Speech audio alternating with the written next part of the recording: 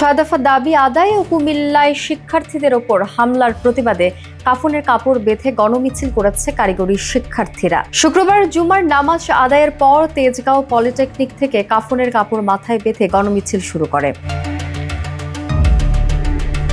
মিছিলে অংশ নেওয়া শিক্ষার্থীরা অভিযোগ করেন, দীর্ঘদিন ধরে তারা দাবি জানিয়ে এলেও কর্তৃপক্ষ কোনো কার্যকর পদক্ষেপ নিচ্ছেন না।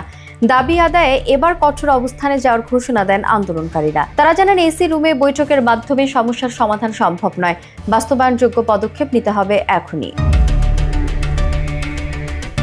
কারিগরি শিক্ষার ক্ষেত্রে বৈষম্য এখনো দূর হয়নি উল্লেখ করে শিক্ষার্থীরা বলেন, দাবি মানা না হলে পরবর্তী কর্মসূচি হিসেবে সড়ক ও রেলপথ অবরোধের মতো কঠোর আন্দোলনে যাবেন তারা।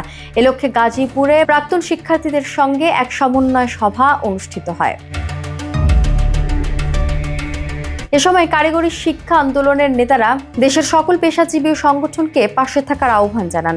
বুধবার 6 দফা দাবিতে রাজধানীর 7 রাস্তা এলাকায় সড়ক অবরোধ করেছিল পলিটেকনিকের শিক্ষার্থীরা। পরে শিক্ষা মন্ত্রণালয়ের কারিগরি ও মাদ্রাসা শিক্ষা বিভাগের অতিরিক্ত সচিবের সঙ্গে বৈঠকে বসেন তারা।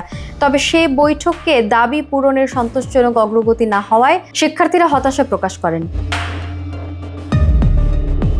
শিক্ষার্থীদের 6 দফা দাবিগুলো ছিল ক্রাফট ইনস্ট্রাক্টর নিয়োগ ও পদোন্নতিতে স্বচ্ছতা নিশ্চিত, কারিগরি সেক্টরে অযোগ্য নিয়োগ বন্ধ ও দক্ষ জনবল নিশ্চিত, ডিপ্লোমা ইঞ্জিনিয়ারদের চাকরির সুযোগ সুরক্ষিত রাখা, কারিগরি শিক্ষার পাঠ্যক্রম আধুনিকরণ, স্বাধীন কারিগরি ও উচ্চশিক্ষা মন্ত্রণালয় গঠন এবং উচ্চশিক্ষার সুযোগ বিস্তারে টেকনিক্যাল বিশ্ববিদ্যালয় ও ক্যাম্পাস সম্প্রসারণ।